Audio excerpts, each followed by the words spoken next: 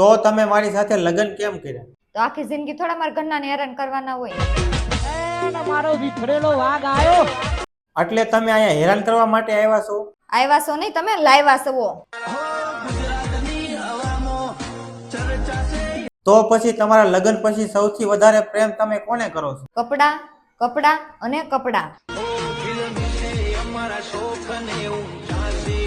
હું એકલો ફરવા જાઉં એ તમારાથી કેમ નથી જોવાતું? ના ના, જોવાય તો છે, પણ તમે 1 લાખ ખુશ હોય ને ઈ નથી જોવાતું.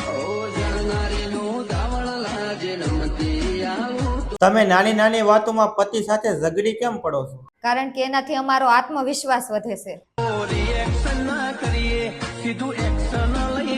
તમને મારા ઘરના કેવા લાગે છે? ઈચ્છાધારી કાકીડા, એ ગમે ત્યારે રંગ બદલી શકે છે.